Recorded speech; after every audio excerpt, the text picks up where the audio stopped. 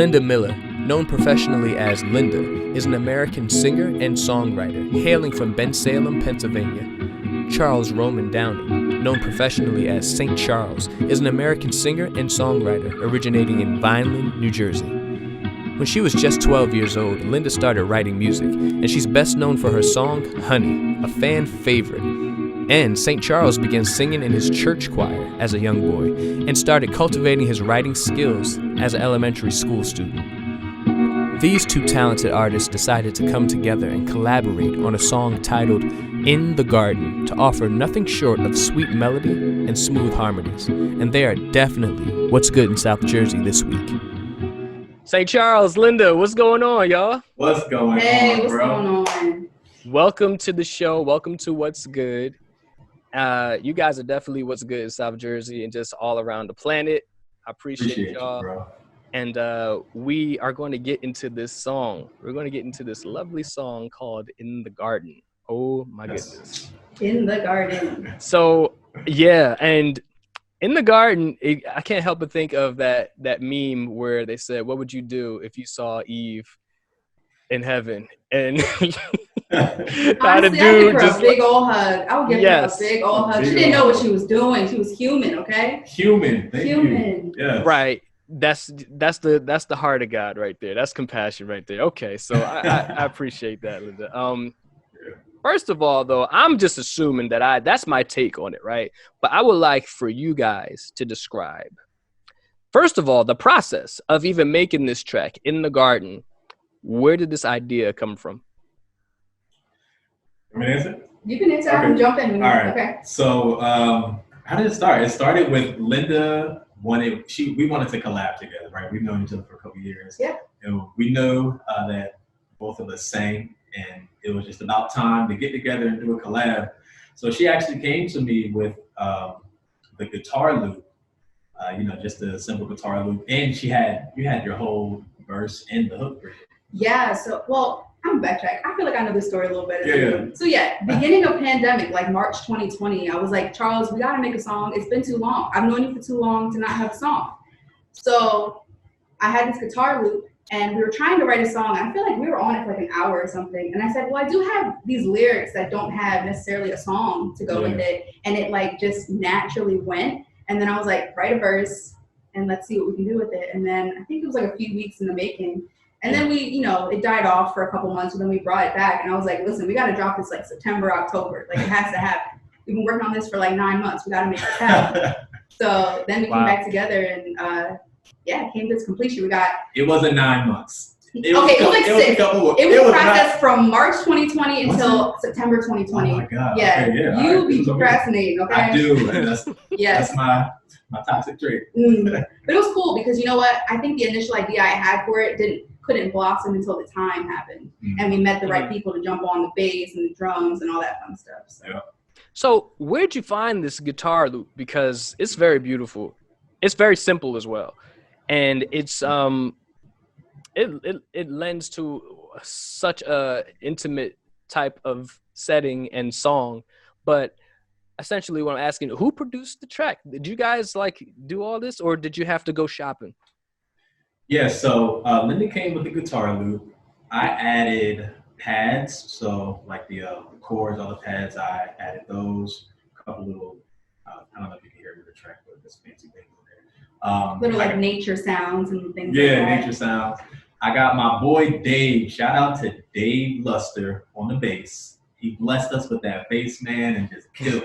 And then, last but not least, my brother Yamir. He did the drums. Well, shout out to everybody that was a part of this track, because this is gold, man. Like, this will be played 10 years from now, Like, this is a track that's like, oh, you got to go back to that. It's not one of those throwaway songs. That feels good. Thank you. Yeah, I'm going to speak some life on this. So let me transition to the next question. Explain, please. Very intimate song, but the lyrics are somewhat of a mystery. So I'm glad that I have the orators here, the authors of the song, because the lyrical content in the song, why'd you choose to, say what you said and put out a record like this with, the melody and, the pads and everything that you chose? why do you want to put this to the people? Why would you feed the people this? Yeah. Do you want somebody to answer? Yeah. It's Okay. beautiful, by the way. Don't get me wrong. This is good food. I'm just saying. Oh yeah. I guess like I've always struggled like telling a story, but also like relating it to my Christian roots without it sounding overly churchy. And the words were just like I was reflecting on just Adam and Eve and like where we come from and how it relates to us today. And I guess that's kind of where the lyrics started to come about. But sonically, I had no idea it would sound like this. Originally I wanted it more acoustic and stripped back, and then Charles was like, "No, we gotta add bass, we gotta add drums, we have to really beat this up." And I was like, "I'm gonna believe it when I see it." And when I heard it, I was like, "I can't imagine hearing it any other way." What would you say? Same for me. I think about the story of Adam and Eve a whole lot. Actually, before this, a while ago, it was a song that I worked on. Really just thinking about the story from the perspective of not being judgmental and just understanding that they were humans just like us. They literally picture yourself in the Garden of Eden, just being tempted, and then you fall. I feel like a lot of times now people just put too much judgment on them, and like the meme you just mentioned, like when I see Eve in heaven, it's on sight. But it's like, she was a human just like us. So. That's kind of the perspective that we took on this song, is not being judgmental, but just wanting to tell a story from a human perspective. Wow. I wonder how you got that way, Charles, because, I don't think you came out the womb like that. I mean, I think you will have to get some type of experience and, just to be that conscious of another person. Usually, how easy it is to shift blame, how easy it is to point the finger. Yeah. So, additional question. I'm gonna go off the script for a little bit. How'd you get to be that way? Like, why? What was it in your life? I know what it's like to be a human. I know what it's like to make mistakes and to need grace and to need forgiveness and not really need judgment. Like, nobody needs that. We need grace. So that's me. I swear, when you realize your own humanity and you just realize how flawed you are, you just extend so much more grace to other people. That's literally the bottom line. I think, that's it. There's no more I want to add to that. That's the tweet. That's the tweet. Yeah. Period. Okay. Amen. So, next question, ladies and gents. Who are we singing to in this song? Essentially, who is your target audience when, you're making this? When you were in the booth, who did you have in mind when you were recording this song? To be honest, I didn't have anybody in mind when I was recording the song. Anytime I do anything artistically, I don't have like a target audience. I feel like, just for me personally, I feel like that puts limits on you. Like, trying to just appeal to one group of people. I'm just going to make art, and whoever it resonates with, and that's who it's meant for. I live by that with art. Whoever it resonates with, it was meant for you. I would probably say I'm somewhere in the same range.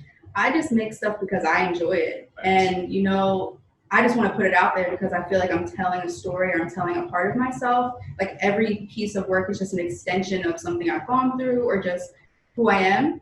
And, the same thing. It draws the people in. It'll draw the right people in because they resonate with that story or they resonate with you. Thanks. Okay. I like it. Let's transition now to my next question. This is for Lynda. Lynda, do me a favor and explain, and I'm going to quote you, okay? I'm going to quote you. Explain the lyrics when you say, "It started with me. Now we got to leave chaos in the morning. Favorite cup of tea. I was in the race, following my own leads. Tangled in the jungle, now the lion was asleep." Break that down for me. I got you. You have like two of the words a little mixed up, but it'll make sense when I say it. Oh, my bad. You sensitive about your... Oh, no. Erica Badu. Nah, listen. Because like race, it's race is actually range, R-A-N-G-E. So like it makes more sense like when I that's what I mean. But it started with me, now we gotta leave. So it's kind of like me taking on the position of Eve, and because she took the fruit, you have to leave the Garden of Eden. So it's because of this fallen state we're in now, we can't know God the way that we did. So it started with me, now we gotta leave. Chaos in the morning, favorite cup of tea. So I feel like girls love drama. and I'm speaking from a girl, like just a little hint of drama, right? You know, no matter who you are. Lot of hint. What a hint, no. Sorry, 1 second. Drop down my hand. But yeah, so I feel like girls like drama a little bit, but I think that's all rooted back to the fall. Like I think there's certain character traits in us that are broken. So it started with me. Now we gotta leave. Chaos in the morning. Favorite cup of tea. Just it's what we like. I was out of range following my own lead. So it's like because I wasn't following Adam's lead, I took things in my own hands. That was not how it was supposed to be designed. You know, we were supposed to be partners, and now it's like I took the lead, and here now we have to leave. I was out of range following my own lead. Tangled in the jungle, now the lion wants to sleep. So I'm like tangled, meaning like you're trapped, meaning that, imagine a lion that's been trapped and, you'd give anything back to just get out of that entrapment. So I feel like that's just every human being. We're now tangled in this web of sin, and life as we know it is just us trying to get out of that, So yeah, I feel like there's a lot of like deeper meaning, but I just try to simplify it in words. Hopefully that helped you a little bit with the. Sure did, because I had a totally different take. I thought Really? it meant something different. Yeah, I thought it meant when you say I was in a rage, following my own leads, tangled in the jungle, now the lion was asleep. I felt like that meant, oh snap, now the lion was asleep. Like when they say the enemy's like a raging lion, or like a lion seeking who he may devour. And I'm like, oh shoot, so what did you do to wake this lion up? Are you about to get devoured? Like I thought that's what you. I like that, because you know what? I mean, I leave songs up to other people's interpretation too. Like that also same meaning. It's all back to just the sin issue. Like, what did you do to wake this lion? Yo, the fall, straight up. You took that fruit and you messed up. That's literally what happened. Yeah. That's messed up. That's up. Got it. Okay. So now, Mr. Charles, Mr. Saint Charles, I should say. Sir. Explain your lyrics when you say, "Sweeter than a dream, singing to my first love when I was 13. Running through the garden, tripping, now I'm falling down on bended knee. Feeling like I lost it all." Break that down for me, sir, please. Yes. All right. So whenever I write, I don't know why I do this. I don't do it purposely, but somehow it always happens. I always have like a double meaning with my lyrics. So, so of course, it's coming from the perspective of Adam. I want to breathe, fill my lungs with heaven. I mean, I want to experience that Eden that I once had and now is lost. I want to breathe, fill my lungs with heaven, sweeter than a dream, because Eden, I bet you was sweeter than a dream, boy. Singing to my first love when I was 13. So it kind of has a double meaning. That part one, I became a Christian. I accepted Jesus at the age of 13. So that was kind of like me being alive at 13. Also, being a 13-year-old boy, just loving all the girls in school. No. Sweeter than a dream, you feel me? Singing to my first love when I was 13. What's the rest of the words? Running through the garden, tripping Running down, through falling. the garden, tripping down, falling down on bended knee. So the idea of running through the garden, just being free and just weightless, just having just fun, just no seriousness, just running through the garden, just Adam and Eve, just living in bliss. Tripping down, falling down on bended knee, meaning I made a mistake, I'm tripping. Now I'm falling down on bended knee, trying to get back to you, just like praying back to God to try to somehow get this connection back. Okay, I gotta go off the script, Sir. I should say one more time. So, for that line, falling down on bended knee, in the garden, tripping, what would you need to do to get back in God's good graces? We understand that there is nothing that we can do, no actions of our own that we can do to get back into God's good graces. It's simply Him giving us grace. So I just have to accept the grace that He gives. But there's nothing that we can physically do. Nothing? Period. There is no work, nothing that you can do to make yourself good enough to get back into God's good graces. It's simply accepting the sacrifice of Jesus. Oh, y'all some Christians, huh? Yeah, we're Christians. We about this. We got this life, okay? Oh, okay. Oh, okay. About this. There's some holy thugs over there. No, I was just playing. Emphasis on the thugs, okay? On the thugs. On the thugs. Okay, okay. I want to ask, how committed are you two as artists? Meaning, say if nobody paid attention to you guys or what you put out, would you still make music? Yeah. Yes. Ain't nobody paying attention now. Right. Man. Like, no, we make it for ourselves. I remember when we finished up the track with like background vocals, this guy was laying on his couch with his hands over his face because he was just proud of what we created. Like, straight up, that is what we do it for. Like, we don't do it for other reasons. We straight up just enjoy what we're doing. Yeah, it's fun. Yeah. Creating is fun. When you're a creator, Isaiah, we know that you are also. You know how it feels like just to create for art's sake. It's art for art's sake. Yeah, of course I would do this if nobody paid attention. I'm doing it now. Got it.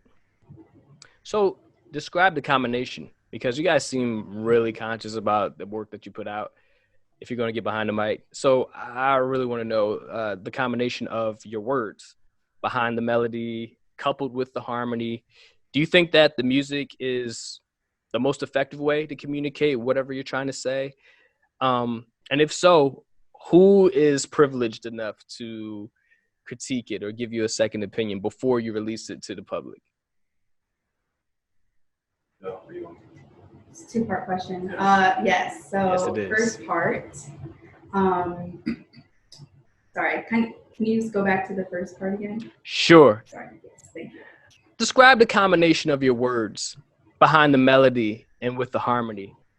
And I'm asking because do you think that that combination is the most effective way to communicate whatever's on your heart or whatever you want to say with melody and, harmony and your words? So I've never been great with words, just talking with people. I stumble, like I'm doing decently well with this interview, but I stumble on my words pretty well. But I find when I'm just creating music and I just speak so much better. I speak so much clearer and I get my point across. And sometimes music, it's deeper than just what you're saying, but also how it makes you feel. So when you layer in those certain melodies and harmonies together, it evokes something out of you that just makes sense. Yeah. That's what I would say. I feel the same way for that question also. I am not great with conversation. I'm not great with words. I am so awkward. So the best way for me to communicate effectively, one, is to write things down. I like to write things down. I want to communicate something really, poetic or impactful. I have to write it down because it's not just going to come out of my brain just instantly. Music is a great way to communicate those thoughts. And for your second part, I would probably say that honestly, anyone can critique and give me, advice. I take all of it, honestly, but at the end of the day, if I like something, I'm gonna just go with what I like because it goes back to the whole point of why we're even creating. I even had a friend, I think for In the Garden, he was like, I'd probably give it like a cleaner mix or I'd probably do this different. And I was like, yeah, that's you. That's not me. And that's okay. And that's fine. Yeah. And that's on that. And that's on that. I feel somewhat similar. I'm going to be honest. There are specific people who I allow to critique my art because, first of all, I'm creating it for me. So kind of similar to her. If I like it, I don't care what anybody says. If I like it, I love it. And that's just going to be it. But before I put something out, not that I put out a whole bunch of music anyway, but I got a bunch of unreleased stuff. Orion. Excuse me. That's released, sir. The weather's breaking. The weather's breaking. So it's the pollen. It's the pollen. Yeah, you knew what it was. Orion. Excuse me. That one is released, but no, I do have a group of friends, a group of musicians who I respect their opinion, who I send stuff to. And I let them critique me because I have to value your opinion. I'm going to let you critique me. Thanks. Yeah, that makes sense. You don't want to hear the wrong thing. Somebody discourage you, and it's actually really good, but they just don't get it. Yeah. That's great because now we done talked about the song long enough. We don't need to hear something now. We're going to need to hear a little bit, a whole lot of it actually, above this In the Garden. So let me introduce you guys real quick. I'm gonna do it Nick Cannon style. Everybody at home, turn your TVs up. No, but get ready for an amazing duo. I have St. Charles here and Lynda, and they're gonna sing their smash hit, their single "In the Garden." So y'all can take it away.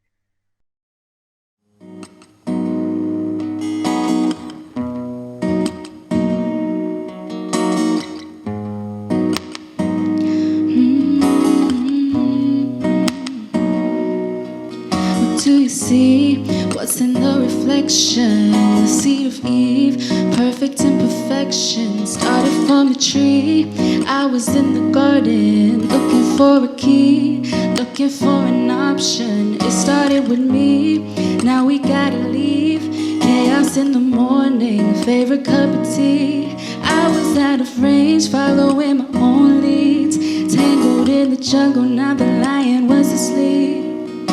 'Cause what I gotta do to get right? What I gotta do to stay tight with you on my side? 'Cause if I do this alone, I'm afraid of what I might try. And what I gotta do to get right? What I gotta do to stay tight with you on my side? 'Cause if I do this alone, I'm afraid of what I might find.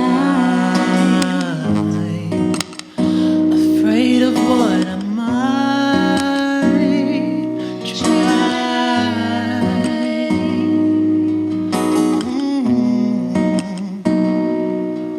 I wanna breathe, fill my lungs with heaven, sweeter than a dream, singing to my first love when I was 13, running through the garden, tripping down, falling down on bended knee, feeling like I lost it all.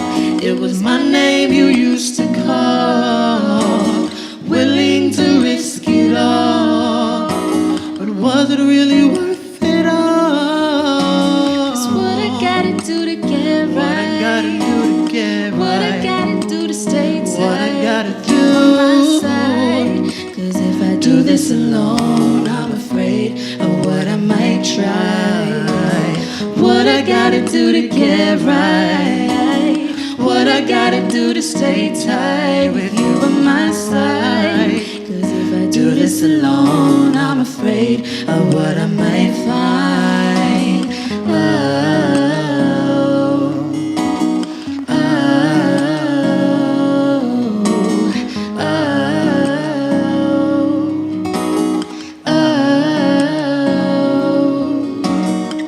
I hear you calling, waiting at the garden. I hear you calling, calling, calling. I hear you calling, waiting at the garden. I hear you calling, calling, calling. I hear you calling, waiting at the garden. I hear you calling, calling, calling. I hear you calling, waiting at the garden, waiting at the garden.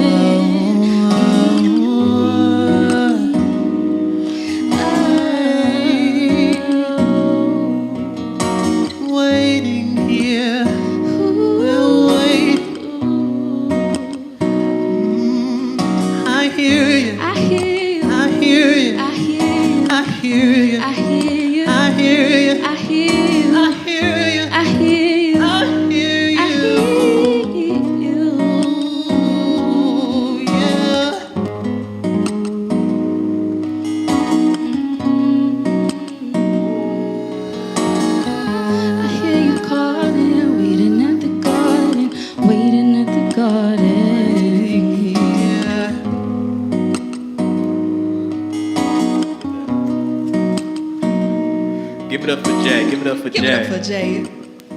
Jay Versace.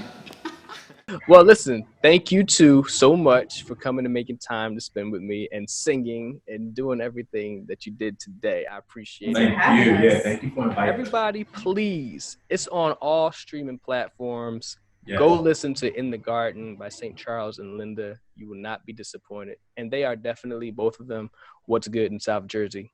Thanks again, y'all, for just coming through. I appreciate it. Thank you.